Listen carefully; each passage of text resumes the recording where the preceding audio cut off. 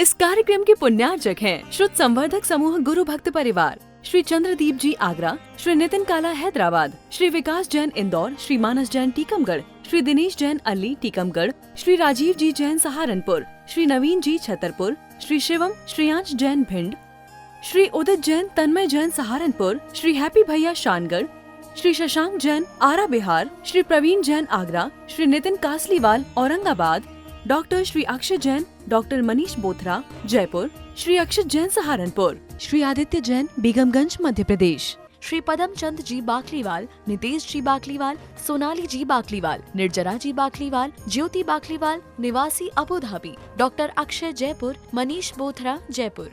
आहार कर रहे हैं तो अशुभ विचार नहीं आएंगे, क्यों? मुझे एषणा समिति का पालन करना है।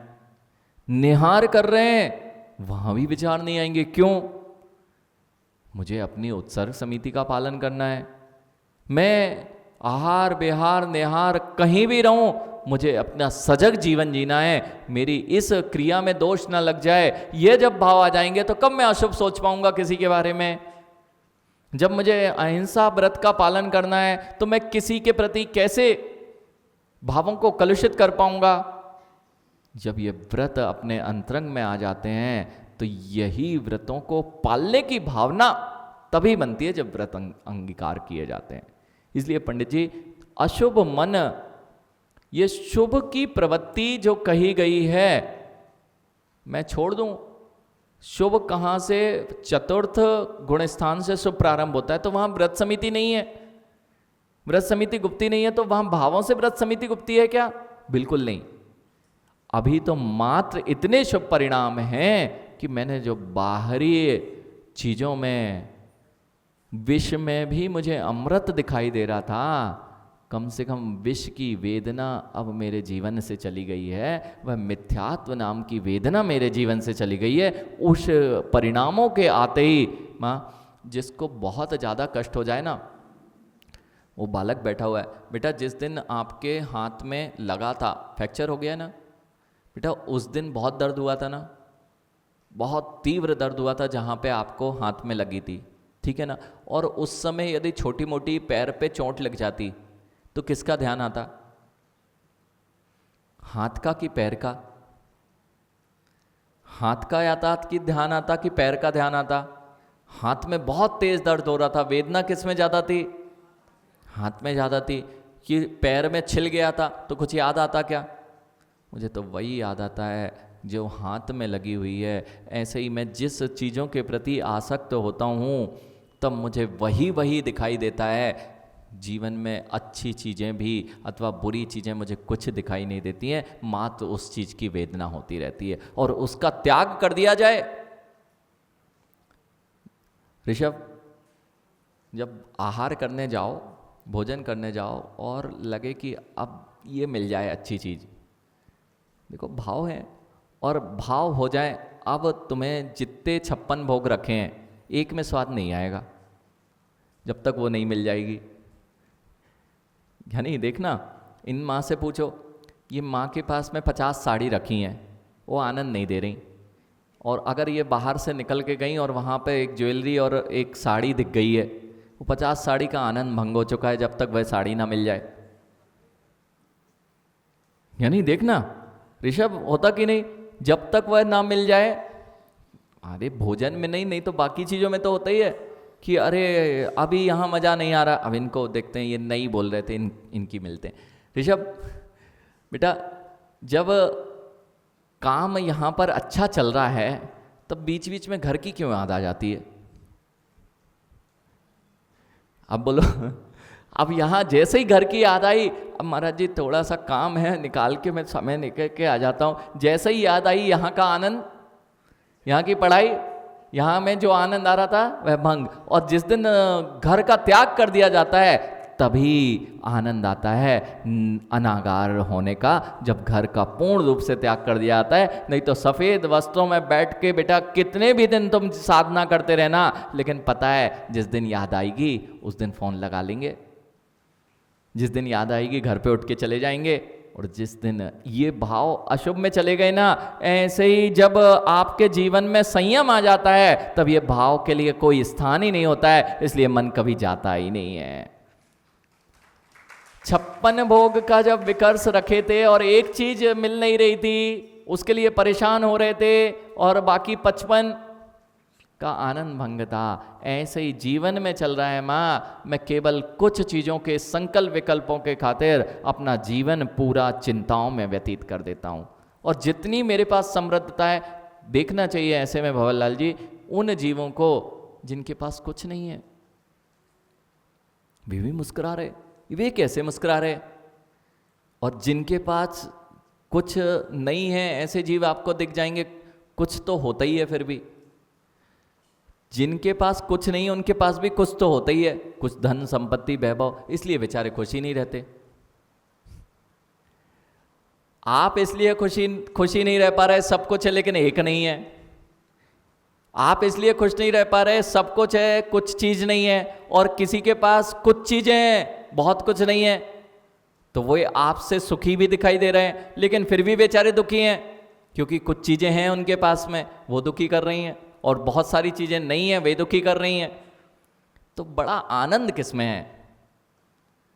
कुछ भी होगा तो भी दुख, महाराज जी बहुत कुछ है तो भी दुख, और बहुत कुछ नहीं है तो भी दुख, तो आनंद किसमें है?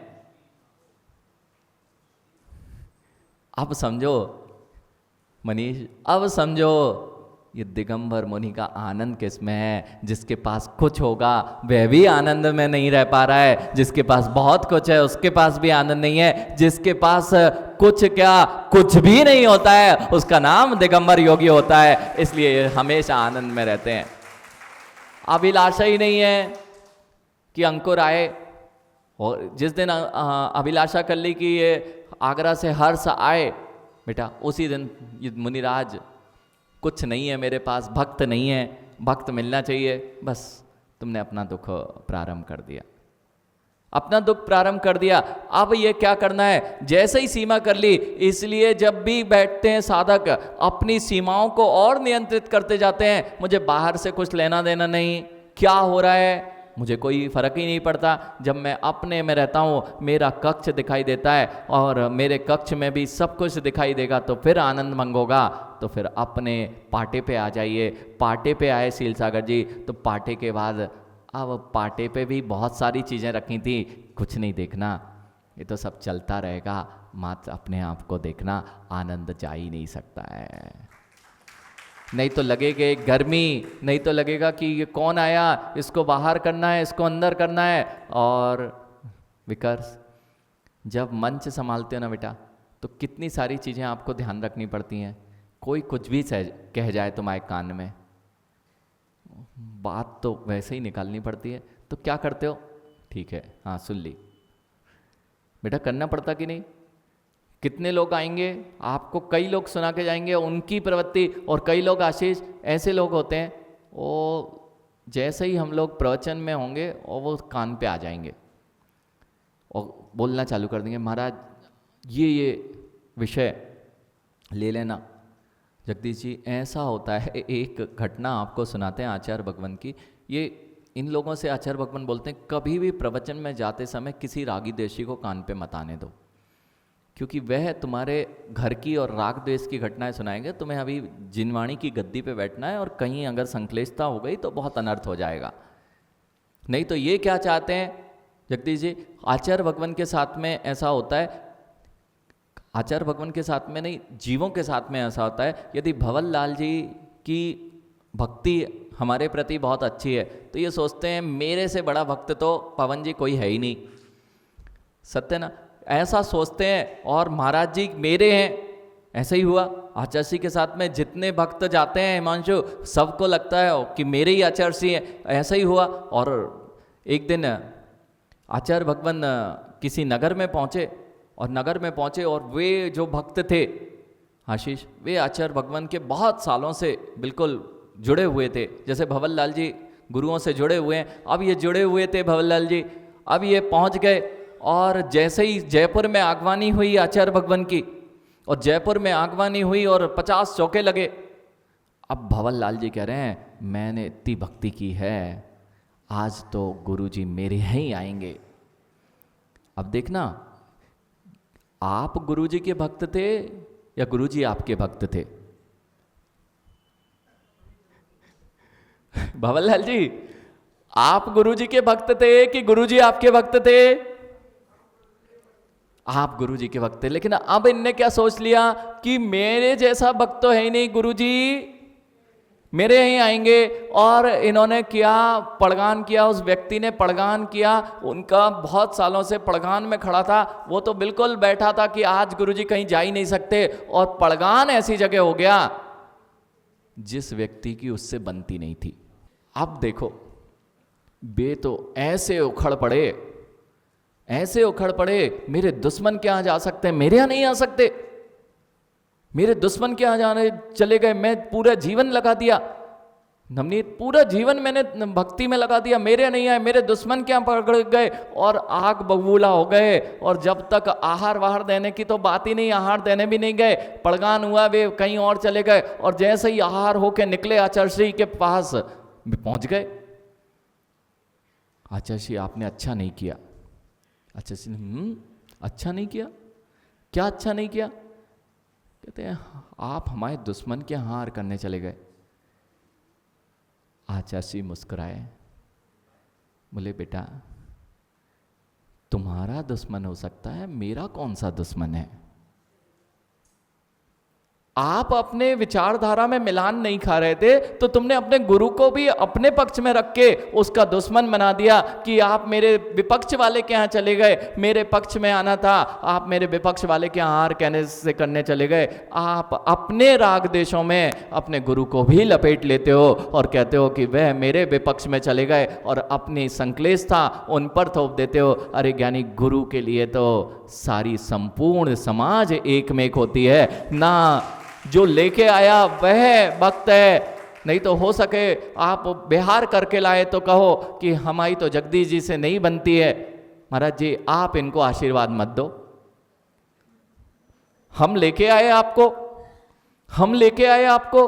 अरे तुम्हारे अंदर की संक्लेशता है, तुम्हारे अंदर के विवाद हैं तुम्हारे अंदर, और यदि गुरु ही ऐसा करने लगे तो समाज के चार टुकड़े तो होने ही हैं।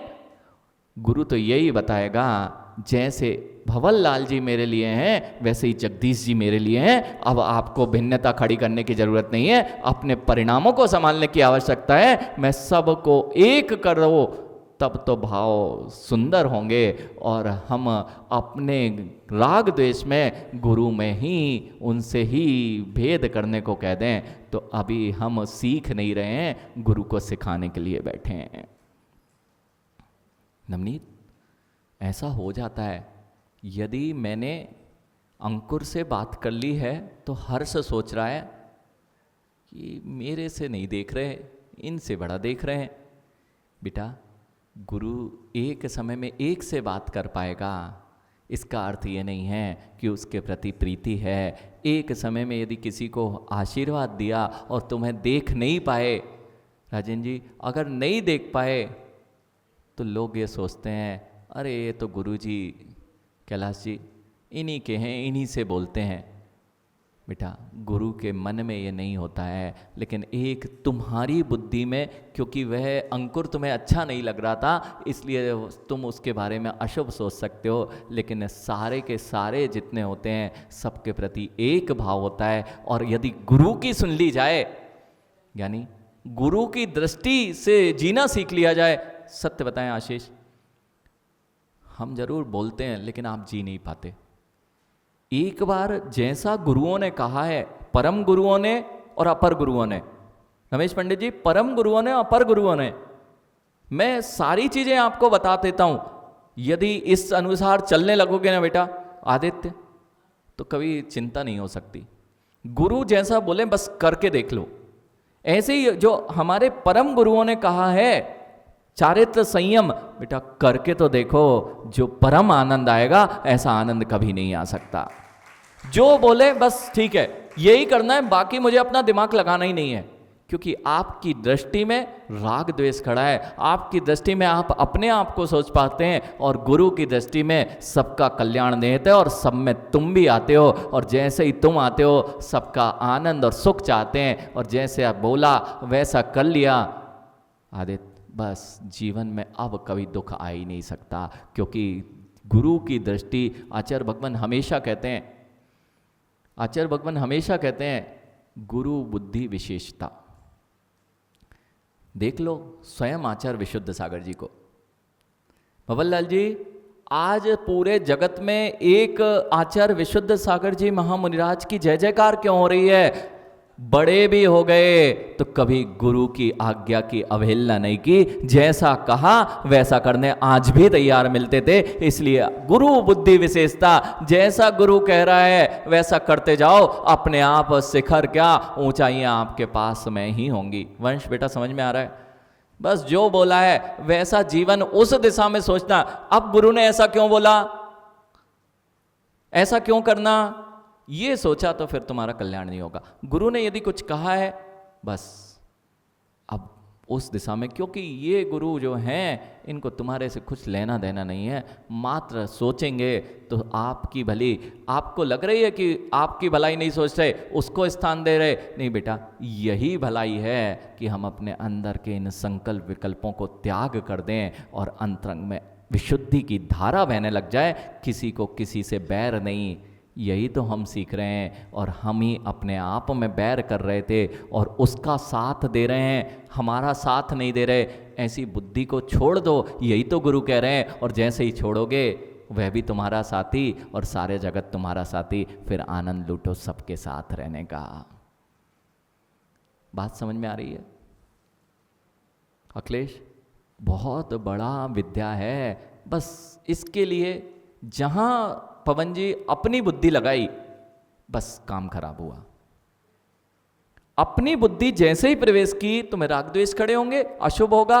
और गुरु की बुद्धि से किसी के प्रति राग द्वेष की भावना नहीं रहती, इसलिए वह तुम्हें जो बताता है वह तुम्हारे लिए हमेशा कल्याण का मार्ग होता है। बस करके देखना चाहिए। मैंने बोला ना, करके। पंडित जी एक बार पिछी कमंडल लेके तो देखो, एक बार तो लेके देखो, और आनंद ना आए रसगुल्ला रखने के बाद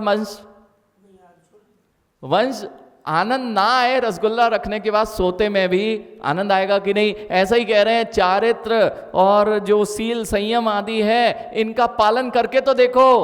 जैसे ही करोगे विकर्ष, दुनिया के सारे संकल्प विकल्प वहीं विलीन हो जाते हैं जब जीव के मुख में रसगुल्ला आ जाता है।